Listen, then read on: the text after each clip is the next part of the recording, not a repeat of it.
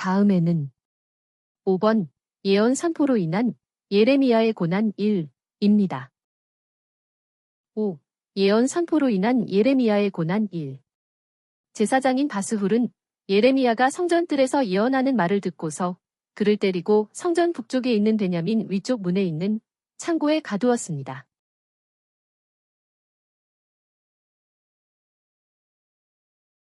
그러자 예레미야는 자기가 태어난 날을 원망하며 슬퍼하였습니다.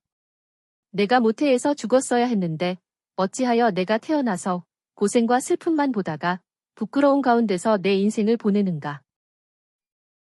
다음 날 바스훌이 예레미야를 놓아주자 예레미야는 다시 하나님의 말씀을 전하였습니다. 내가 남유다를 바벨론 왕의 손에 넘겨줄 것이니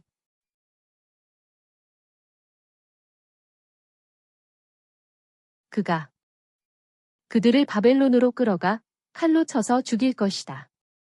그리고 바스훌아, 너와 내 집에 거하는 모든 자도 포로로 끌려가서 그곳에서 죽을 것이다.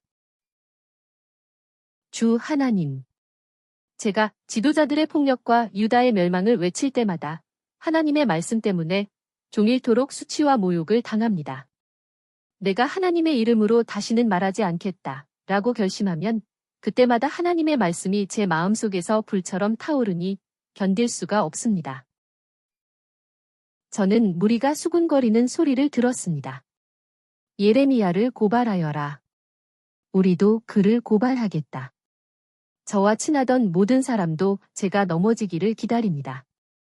그가 혹시 유혹에 빠지면 우리가 그를 이길 수 있으니 그를 붙잡아 그에게 복수하자. 사람의 생각과 마음을 살피시는 하나님. 제 사정을 주께 고하였으니 주께서 그들에게 복수하시는 것을 제가 보게 하소서. 여기까지가 5번 예언 선포로 인한 예레미야의 고난 1입니다. 다음으로 6번 요시야 왕 2를 보겠습니다. 요시야 왕은 이처럼 선지자 스바냐와 예레미야가 선포하는 하나님의 말씀을 듣고서 성전을 수리하고 종교개혁을 하게 되었습니다.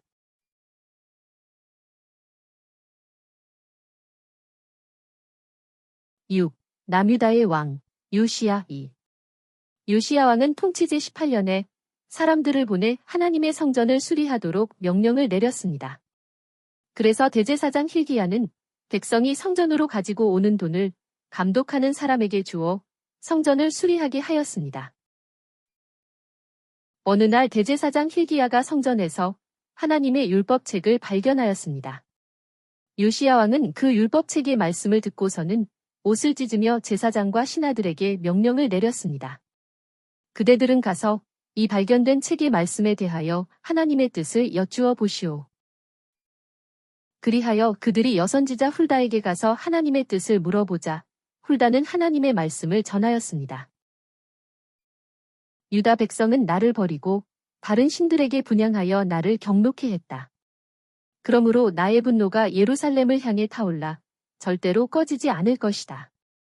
요시야야, 너는 율법책에 기록된 내 말을 듣고 회개하며 내 옷을 찢고 통곡하였으므로 내가 내 기도를 들어주겠다. 그러므로 너는 내가 이곳에 내릴 모든 재앙을 보지 않게 될 것이다. 너는 내 조상에게 돌아가 평안히 묘실에 묻힐 것이다. 그러자 그들은 이 말을 요시야 왕에게 전하였습니다. 요시야 왕은 남유다와 예루살렘의 모든 장로와 백성을 불러 모은 다음에 성전에서 발견한 율법책을 낭독하였습니다.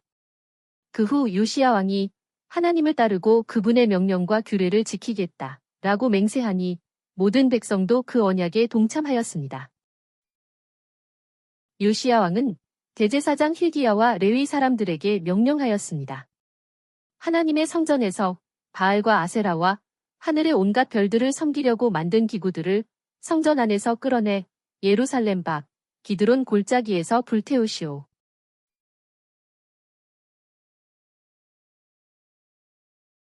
그리고 요시야 왕은 우상을 섬기는 이방 제사장들을 모두 쫓아냈습니다. 왕은 또 성전 안에 있던 남창들의 집을 헐어버렸는데 그곳은 여자들이 아세라 우상을 위해 휘장을 짜던 곳이었습니다.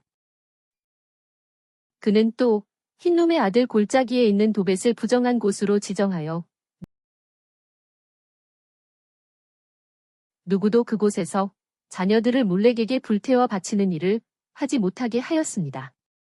요시야 왕은 예루살렘 정면에 있는 멸망의 산, 즉 감람산 오른쪽에 있는 산당들을 부정한 곳으로 지정하였으니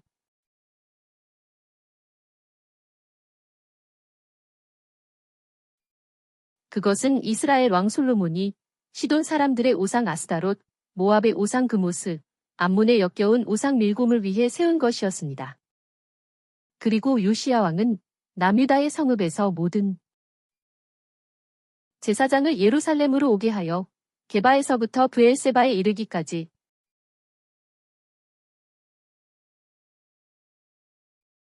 제사장들이 분향하던 산당들을 부정한 곳으로 지정하고 산당들을 헐어버렸습니다.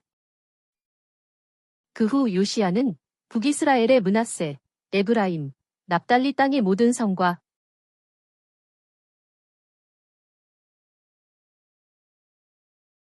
그 주변 일대에 가서도 산당들을 헐어버렸습니다. 특히 여로보암이 이스라엘에게 죄를 짓게 한 베델의 제단과 산당도 헐어버렸으며 산 위에 있던 무덤에서 뼈를 꺼내와 그것을 제단 위에서 불사르고 그곳을 부정한 곳으로 지정하였습니다. 이렇게 하여 여로보암 왕 때에 하나님의 사람이 선포한 대로 이루어졌습니다. 이처럼 요시야 왕은 북이스라엘 왕들이 만들어 하나님을 경록케 했던 사마리아 성읍의 모든 산당을 없애버렸습니다. 더욱이 그는 거기에 있는 모든 산당 제사장들을 죽이고 제단 위에서 사람의 뼈들을 태운 후 예루살렘으로 돌아갔습니다. 요시야 왕은 하나님께서 보시기에 올바른 일을 하였습니다. 이와 같이 마음을 다하고 성품을 다하고 힘을 다하여 하나님의 율법대로 준행한 왕은 그 이전에도 없었고 그 이후에도 없었습니다. 요시야 왕은 1월 14일에 예루살렘에서 유월절을 지키려고 제사장들에게 직분을 맡기고 그들을 격려하며 하나님의 성전에서 섬기게 하였습니다. 또 요시야 왕은 이스라엘 백성을 가르치는 레위 지파 사람들에게도 유월절을 잘 지킬 수 있도록 준비하라고 지시하였습니다. 유월절을 지킬 준비가 다 되자 왕의 명령에 따라 제사장들과 레위 지파 사람들은 율법책에 적힌 대로 유월절을 지켰습니다. 그리고 모든 백성과 함께 무교절을 7일 동안 지켰습니다. 사사시대 이후로 이스라엘에서 요시야 왕과 같이 유월절을 지킨 적이 없었습니다. 히스기야 왕 때도 유월절을 지켰지만 그때는 2월 14일에 지켰으며 정결의식을 행하지 않고 유월절 양을 먹었기 때문에 온전하게 유월절을 지켰다고는 볼 수 없을 것입니다. 하지만 하나님께서는 유다에 대해서 타오르는 무서운 진노를 돌이키지 않으셨으니 이는 므낫세가 하나님을 경록케 하였기 때문이었습니다. 내가 북이스라엘을 없애버렸듯이 남유다도 내 앞에서 없애버릴 것이다. 그리고 내가 택한 예루살렘 성과 나의 이름을 그곳에 두겠다고 말한 이 성전도 내가 버릴 것이다. 그 후 이집트 왕 바로 느고가 바벨론과 싸우고 있는 아시리아를 돕기 위해 유프라테스 강가에 있는 갈그미스로 가려고 군대를 이끌고 유다 지역으로 왔습니다.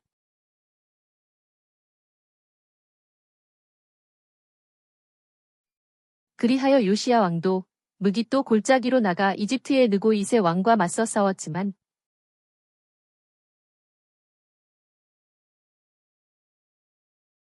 그는 느고 왕의 말을 듣지 않고 싸우다가 적군이 쏜 화살에 맞아 죽었습니다.